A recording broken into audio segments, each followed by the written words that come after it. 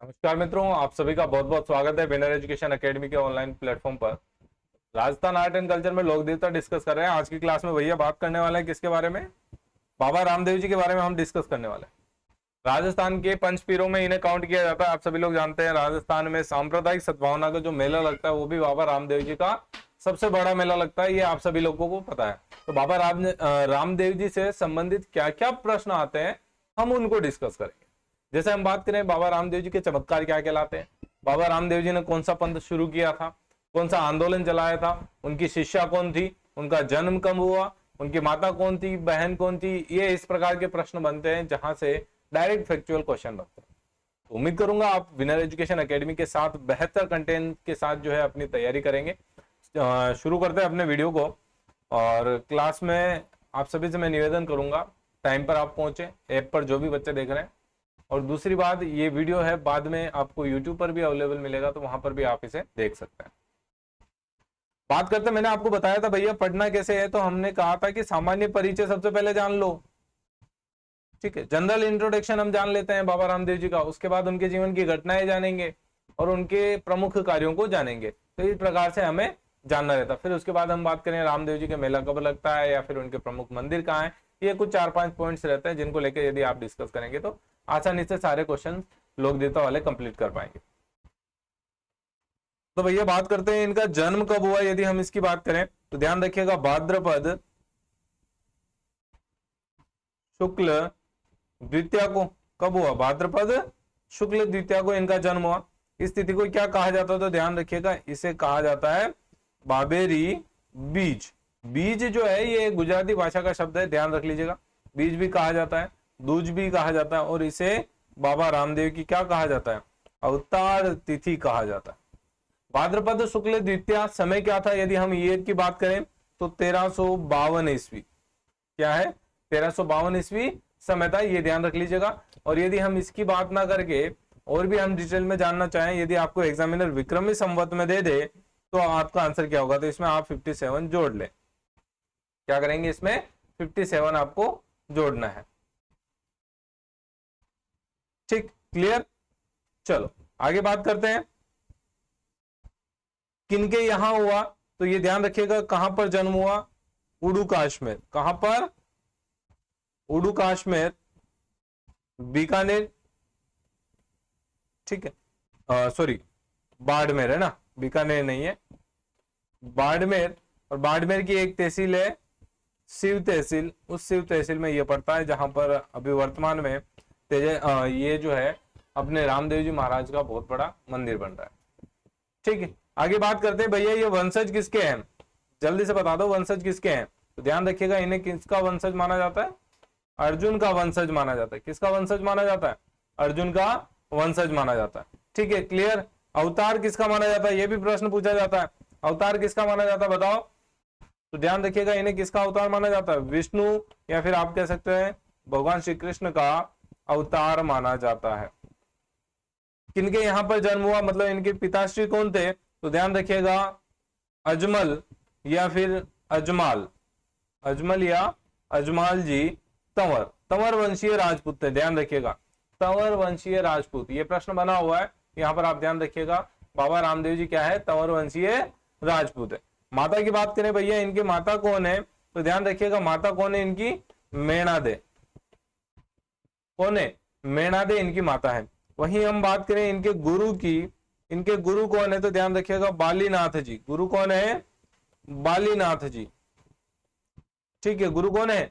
बालीनाथ जी। और इन बालीनाथ जी का मंदिर कहां पर है? यदि हम इसकी बात करें इनका मंदिर कहां पर है, तो यह भी प्रश्न पूछा हुआ। बालीनाथ जी का प्रमुख समाधि स्थल कहां पर है? मसूरिया पहाड़ी। और ये कहां पर पड़ती है भैया? जोधपुर में। कहां पर पड़ती है बेटा? जोधपुर में। ठीक है, ध्यान रखना। क्लियर? बहुत ही इजी वे में हम इस टॉपिक को कंप्लीट कर लेंगे। आगे बढ़े, चलिए अब बात करते हैं भैया इनकी पत्नी की। तो इनकी पत्नी कौन है? नेतल दे। आपने बहुत सारे रामदेव जी के भजनों में भी सुना होगा नेतल बरसात। तो ध्यान रखिएगा नेतल दे या इन्हीं को कहा जाता है क्या? निहाल दे। क्या कहा जाता है? निहाल दे भी कहा जाता है। तो ये ध्यान रखिएगा नेतल दे या फिर निहाल दे। कहां से थे ये? तो ध्यान रखिएगा उमराना। कहां की थी? उमराना, इसी उमराना को अमराना भी कहा जाता है और इसे ही वर्तमान में अमरकोट के नाम से जानते हैं।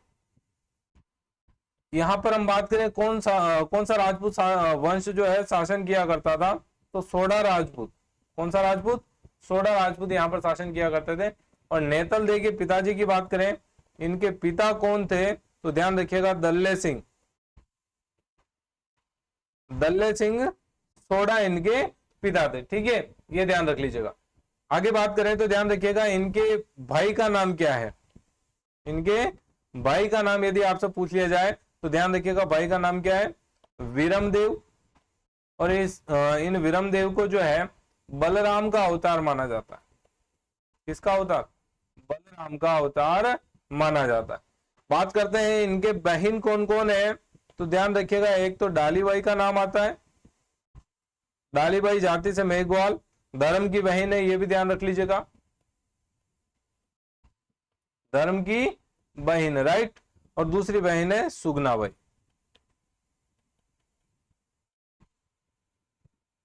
क्लियर?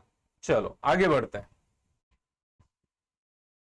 अब बात करते हैं भैया बाबा रामदेव जी के उपनाम की। यहां से भी बहुत सारे प्रश्न बनते हैं। तो इन्हें क्या क्या कहा जाता है?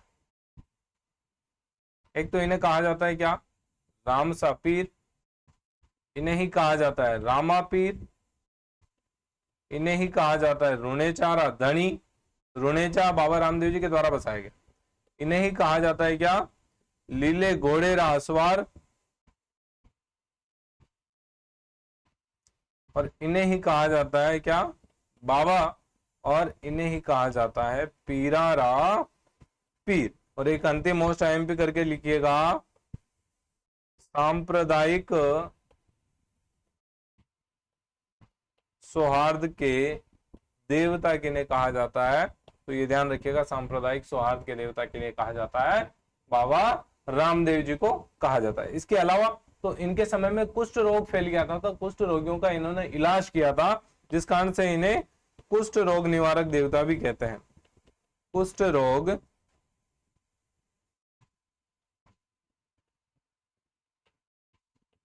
निवारक देवता भी कहा जाता है। ठीक, क्लियर? आगे बात करते हैं और क्या क्या इनके उपनाम है। तो ध्यान रखिएगा इन्हें हैजा रोग निवारक देवता के रूप में भी जाना जाता है। निवारक देवता के रूप में भी जाना जाता है। क्लियर? उपनाम एक बार फिर से देख लो, रामसा पीर, रामा पीर, रुणेचारा धनी, लीले घोड़े रासवार, मेरे साथ ही बोले आप। उसके बाद हम बात करें बाबा, इनका टाइटल है तो बाबा रामदेव जी के नाम से हम जानते हैं, मूल नाम इनका रामदेव जी है। वंश तंवर वंशीय राजपूत है। अर्जुन के अवतार माने, अर्जुन के वंशज माने जाते हैं। और भगवान श्री कृष्ण के अवतार माने जाते हैं। आप यूं कह सकते हैं भगवान विष्णु के अवतार इन्हें माना जाता है। गुरु कौन है? बालीनाथ जी। माता की बात करें मेणा दे, बहन की बात करें धर्म की बहन डालीबाई और सुगनाबाई। उसके बाद पिता की बात करें तो अजमल जी तंवर। क्लियर? यहां तक कोई दिक्कत? चलो आगे बात करते हैं। आईएमपी करके नोट कर लेना बेटा, अवतार को लेके प्रश्न पूछा जाता है। तो यहां पर हम एक टेबल बना लेते हैं, लोक देवता और अवतार। लोक देवता में हम नाम लिख देते हैं रामदेव जी। फिर उसके बाद हम बात करें पाबूजी राठौड़। फिर उसके बाद बात करें तो देव नारायण। और उसके बाद बात करें तो कल्लाजी राठौड़। ओके, किस किस के अवतार माने जाते हैं? तो यहां पर ध्यान रखिएगा विष्णु के अवतार, विष्णु या भगवान श्री कृष्ण के। बाबूजी की बात करें तो इन्हें लक्ष्मण का अवतार माना जाता है। देवनारायण की बात करें तो इन्हें विष्णु का अवतार माना जाता है। और कल्लाजी राठौड़ की बात करें तो इन्हें शेषनाग का अवतार माना जाता है। क्लियर? यहां से 4 प्रश्न कंप्लीट होते हैं। चारों प्रश्न डायरेक्ट बहुत सी बार कॉम्पिटिटिव एग्जाम में पूछे हुए, ध्यान रख लेना। सीधा डायरेक्ट आपसे पूछेगा रामदेव जी किसके अवतार है, या फिर देवनारायण जी किसके अवतार है, विष्णु का अवतार किस लोक देवता को माना जाता है, शेषनाग का अवतार किस लोक देवता को माना जाता है। इस प्रकार से डायरेक्ट आपसे प्रश्न पूछेंगे और आपको क्या करना पड़ेगा? आंसर देना पड़ेगा। और यहाँ पर यदि आपको आंसर मिसमैच हुआ, थोड़ा सा भी डाउट क्लियर जो है क्रिएट हुआ, तो आप इस क्वेश्चन को गलत कर देंगे। तो अपने को क्या करना, रट्टा मारना नहीं है भैया। एक बार ध्यान से पढ़े, और ऐसे जो कॉन्सेप्चुअल या यूं कहें जो डायरेक्ट फैक्ट वाले जो पॉइंट है उनको एक नोटबुक में एक A1 साइज के पेपर पर लिखो और अपनी स्टडी रूम में या स्टडी टेबल के सामने चिपका दो। उठते बैठते सोते टाइम हमेशा उसको बार बार देखो। 10 से 15 दिन तक एक चीज को रखो, उसको हटा दो, फिर दूसरी लगा दो, तो वो आपको याद रहेगी। ठीक है, चलो आगे बात करता हूं इनके जीवन की घटना, मतलब हम बात करेंगे अब इनके जीवन वृत्तांत को लेके। किसको लेके बात करेंगे भैया? जीवन वृत्तांत को लेके बात करेंगे। जन्म कहां हुआ? उर्दू कश्मीर। ये कहां पर है?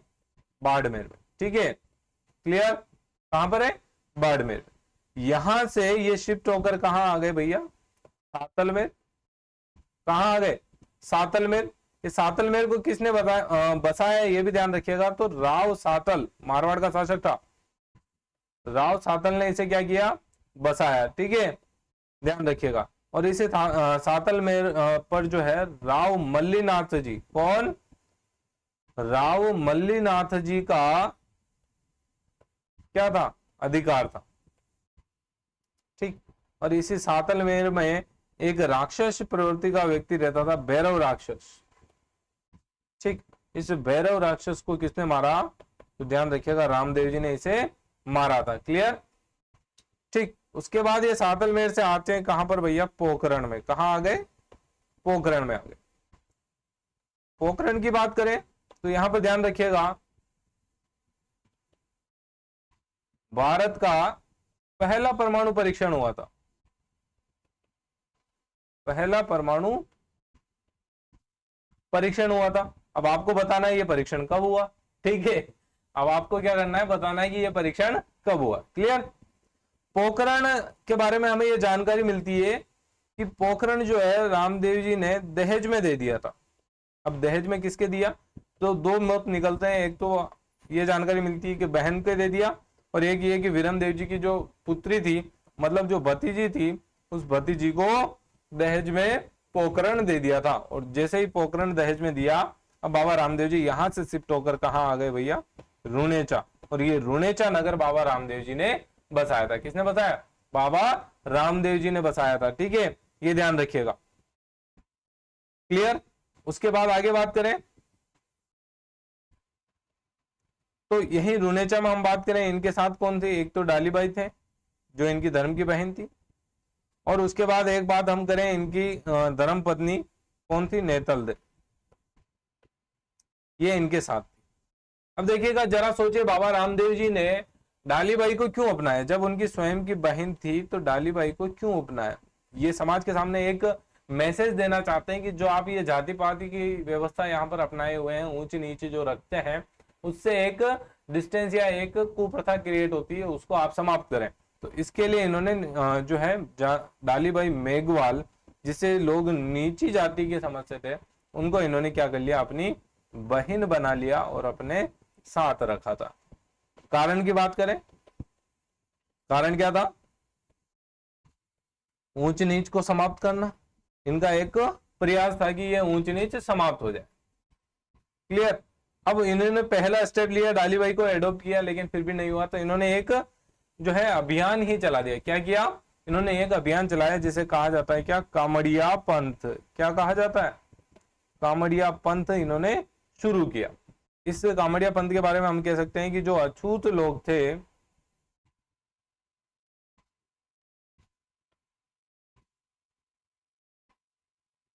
अछूतों का उद्धार करने के लिए इस कामड़िया पंथ की शुरुआत की।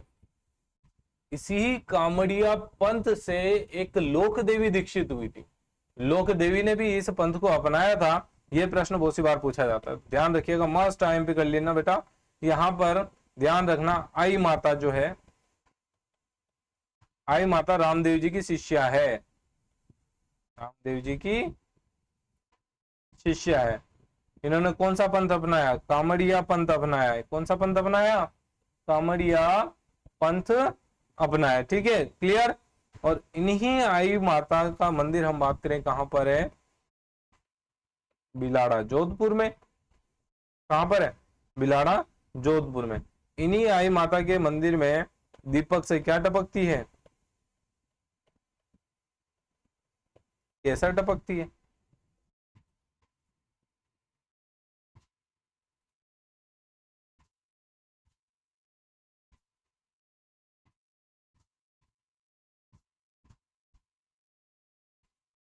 क्या टपकती है? केसर टपकती है। क्लियर? आई माता के बारे में क्लियर हुआ?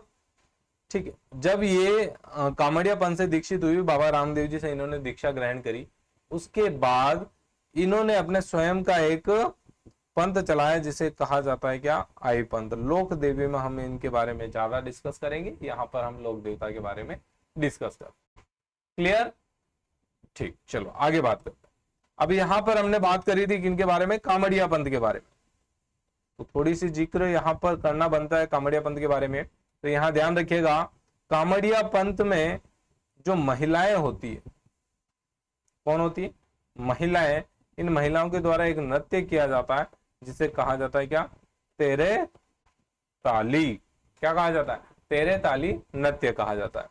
ये नृत्य जो है भैया ध्यान रखना, बैठकर किया जाता है, बैठकर किया जाता है। ये मस्ट इंपोर्टेंट है, ध्यान रखना। राजस्थान का ये एकमात्र नृत्य है जो बैठकर किया जाता है। क्लियर? उसके बाद केवल महिलाएं करती है। साथ ही साथ ये नृत्य क्या है? एक व्यवसायिक नृत्य है। क्या है? व्यवसायिक नृत्य। अब आपके माइंड में आ रहा होगा ये तेरे ताली नाम क्यों रखा गया? तो यहां पर 13 मंजीरों का प्रयोग किया जाता है। कितने मंजीरों का? 13 मंजीरों का प्रयोग किया जाता है। 9 2 2 इस प्रकार से मंजीरों का क्रम रहता है। ये हम बात करें तो दाएं पांव पर बांधे जाते हैं, 2 कोहनी पर रहते हैं। कहां पर रहते हैं? कोहनी पर बांधे जाते हैं, और 2 हाथ में रहते हैं। इसके बाद इनकी जो टीम रहती है, जो वाद्य यंत्र बजाती है, चौतारा बजाती है, उन वाद्य यंत्रों के साथ महिला जो है बैठ करके इस नृत्य को करती है। हाथ में जो मंजीरे रहते हैं उन मंजीरों को लयबद्धता के साथ टकराती है, और टकराने से एक अलग ही ध्वनि उत्पन्न होती है। साथ में हम बात करें, मुंह में तलवार पकड़ते हैं, सर पर जो है थाली रखी जाती है, फिर थाली के ऊपर जलता हुआ दीपक रखा जाता है, और फिर बैलेंस बनाकर ये जब नृत्य करते हैं तो बड़ा ही मनोरम ये नृत्य लगता है। तो ये ध्यान रखिएगा, कामड़िया पंथ की महिलाएं नृत्य करती कौन सा? तेरे ताली नृत्य। अब प्रश्न आपसे ये पूछ ले, भैया बाबा रामदेव जी की आराधना में कौन सा नृत्य किया जाता है? तो ध्यान रखना बेटा, यहाँ पर आंसर क्या होगा आपका? तेरे ताली नृत्य बाबा रामदेव जी की आराधना में किया जाता है। क्लियर? आगे बढ़े, चलो। अब आपके माइंड में एक प्रश्न ये भी आ रहा होगा कि इस नृत्य की शुरुआत किसने करी? तो यहां पर ध्यान रख लीजिएगा,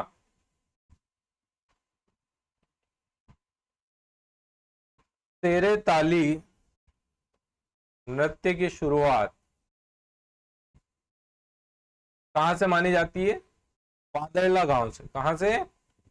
पादरला गांव से। ये कहां पड़ता है भैया? पाली जिले में। पादरला गांव में एक महिला थी, मांगी बाई। क्या नाम है भैया महिला का? मांगी बाई। मांगी बाई का ससुराल था पादरला गांव। पीहर की बात करें, इनका पीहर कहां पर था? तो ध्यान रखिएगा, बनीला गांव। कहां पर है पीहर? बनीला गांव में। और बनीला गांव कहां पर पड़ता है? यदि हम इनकी बात करें तो ध्यान रखिएगा, ये चित्तौड़गढ़ में पड़ता है। कहां पर पड़ता है? चित्तौड़गढ़ में पड़ता है। क्लियर? तो मांगी बाई ने सबसे पहले इस नृत्य को जो है आगे बढ़ाया था, और मांगी बाई के गुरु का नाम पूछा जाता है। ये भी ध्यान रखिएगा, मांगी बाई के गुरु का नाम पूछा जाता है। तो जेठ, जो इनके जेठ जी थे रिश्ते में, उनका नाम था क्या? गोरमदास। क्या नाम था? गोरमदास। गोरमदास ने इनको नृत्य सिखाया था, तो ये इनके क्या है? गुरु है। व्यावसायिक यूं क्या पूरे विश्व स्तर पर इसको एक्सपोज करने का भी कार्य किसने किया? मांगी बाई ने किया था। किसने किया था? मांगी बाई ने किया था। क्लियर? यहां पर आप लिख सकते हैं, विश्व प्रसिद्ध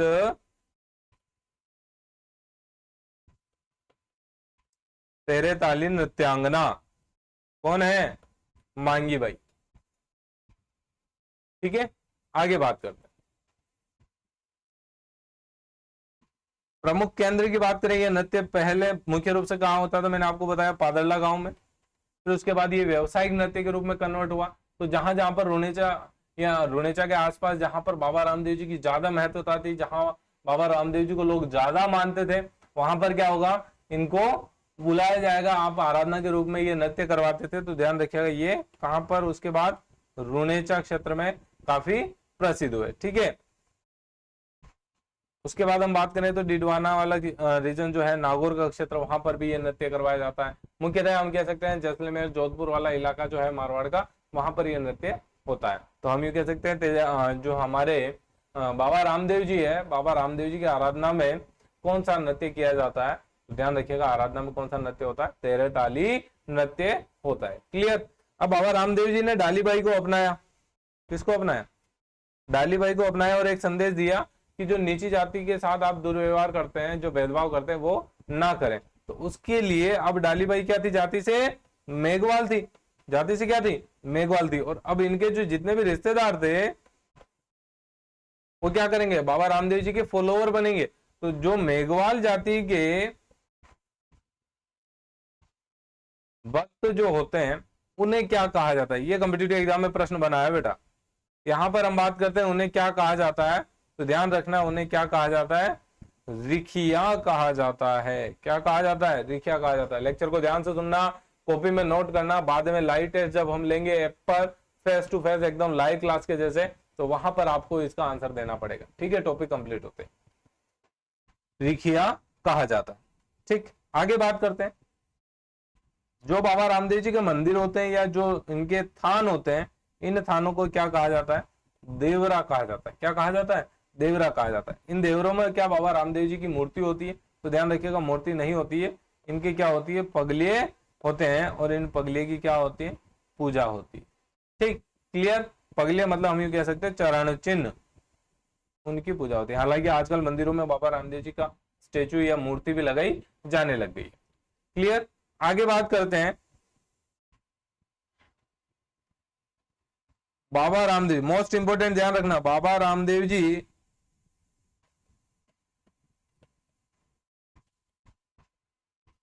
एकमात्र ऐसे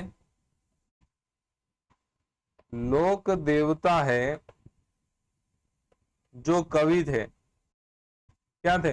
कवि थे। ये प्रश्न बहुत सी बार पूछा हुआ है, ध्यान रख लेना बेटा। कवि थे। ग्रंथ कौन सा था इनका?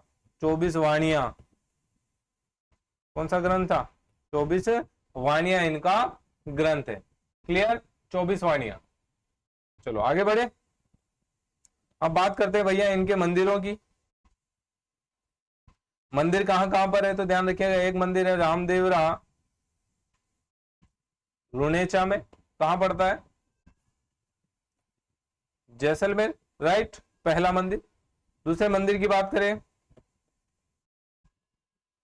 मसूरिया पहाड़ी जोधपुर, जहां पर इनके गुरु का समाधि स्थल है। तीसरे मंदिर की बात करें, बिराठिया पाली में। चौथे मंदिर की बात करें, बिठूजा बालोत्रा बाड़मेर। उसके बाद हम बात करें तो ध्यान रखिएगा खुंडियावास। खुंडियावास कहां पड़ता है? अजमेर में। और इसे क्या कहा जाता है? राजस्थान का मिनी रामदेवरा। क्या कहा जाता है? राजस्थान का मिनी रामदेवरा कहा जाता है। किसे? खुंडियावास, अजमेर में जो बाबा रामदेव जी का मंदिर है, मतलब राजस्थान का छोटा रामदेवरा इसे कहा जाता है। आगे बात करते हैं अन्य मंदिर की। 6 नंबर, तो ध्यान रखिएगा सुरता खेड़ा। कौन सा? सुरता खेड़ा। ये कहां पर है? चित्तौड़ में। राणा सांगा के द्वारा इसका निर्माण करवाया गया।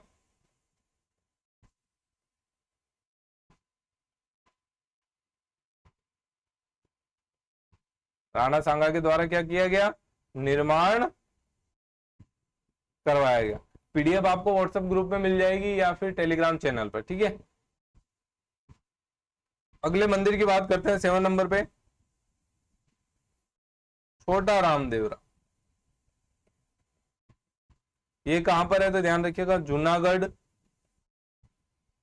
गुजरात में। कहां पर? जूनागढ़ गुजरात में, काफी प्रसिद्ध है।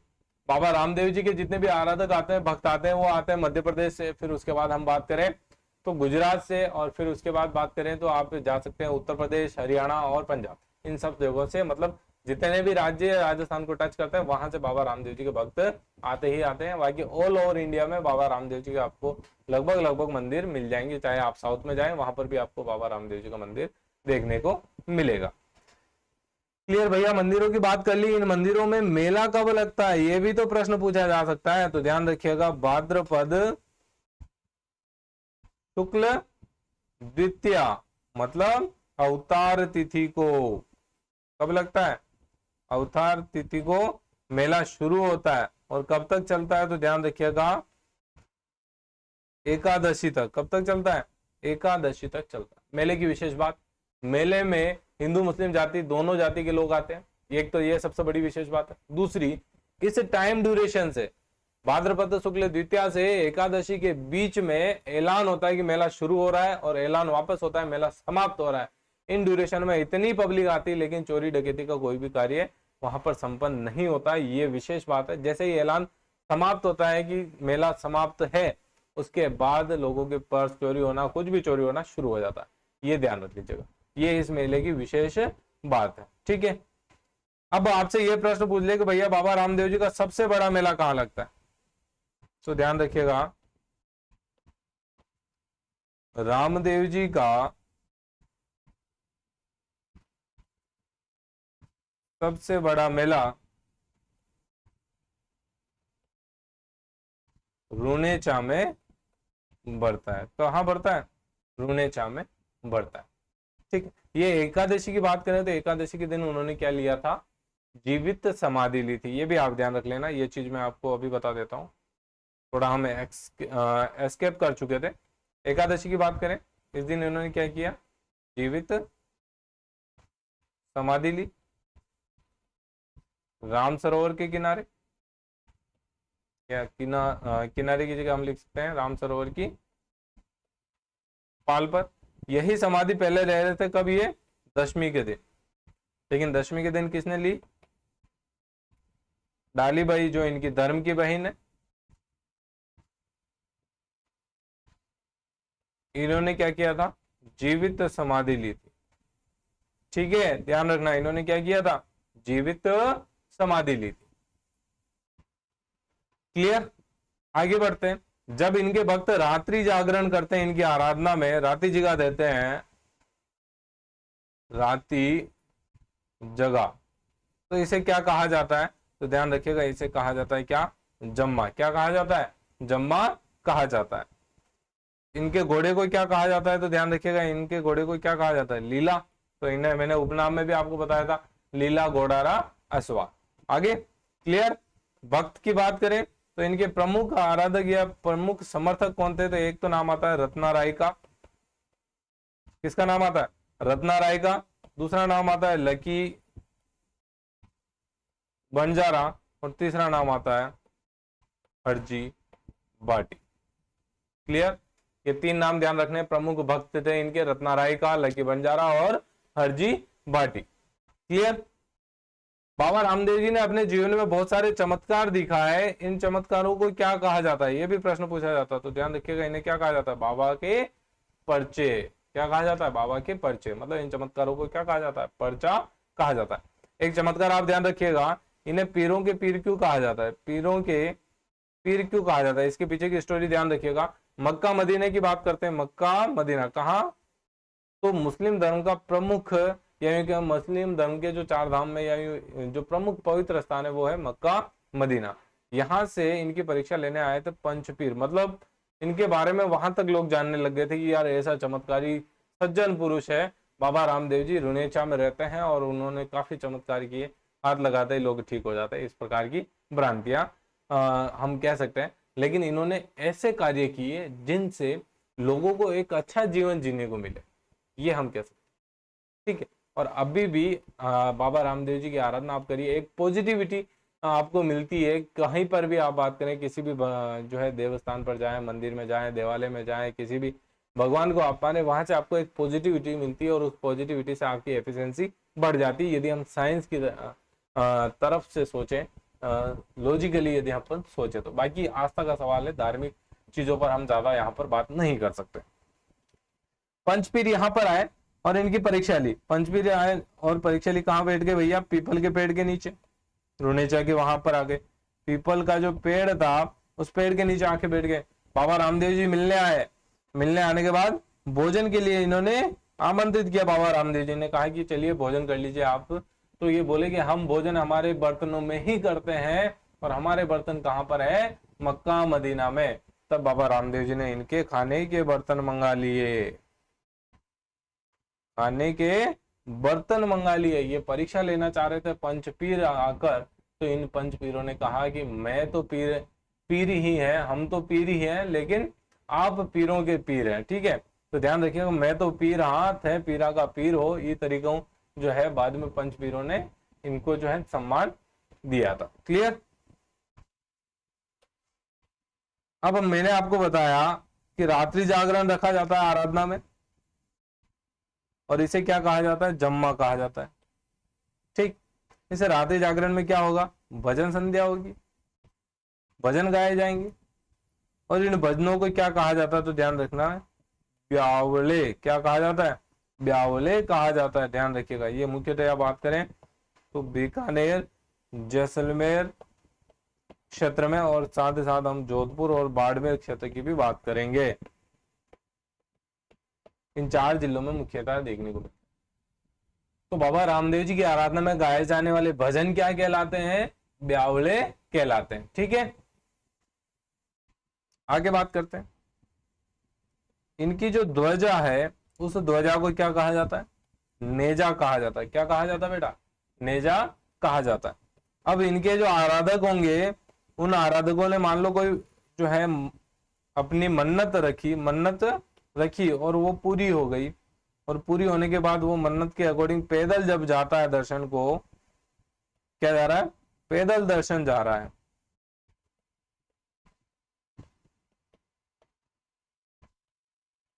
तो इन्हें क्या कहा जाता है? पैदल यात्रियों को जातरू। क्या कहा जाता है? जातरू। एक्चुअल में ये जातरू शब्द जो भी बाबा रामदेव जी के दर्शन के लिए जाता है उनके लिए प्रयोग में लिया जाता है। मतलब बाबा रामदेव जी के जितने भी आराधक भक्त हैं उनको जातरू कहा जाता है। क्लियर? जो दर्शन के लिए जा रहे हो, ऐसा नहीं कि घर पे ही हो तो आप उन्हें जातरू कहेंगे, नहीं। जो दर्शन के लिए जा रहे हैं रामदेव जी के, तो उन्हें बाबा रामदेव जी के जातरू कहते हैं। क्लियर? एक बात और ध्यान रखिएगा, हालांकि ये हम दूसरे चैप्टर में डिस्कस करते हैं, लेकिन यहाँ पर बात कर लेते हैं। रुणेचा में क्या क्या है? तो एक तो ध्यान रखिएगा, यहाँ पर आपको डालीबाई का कंगन मिलेगा, जो कि कॉम्पिटिटिव एग्जाम में प्रश्न पूछा जाता है। डालीबाई का कंगन। क्लियर? यहीं पर क्या है भैया? पर्चा बावड़ी। यहीं पर राम सरोवर। यहीं पर हम बात करें रामदेव जी की समाधि।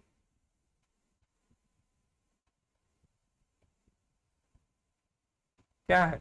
रामदेव जी की समाधि। और यहीं पर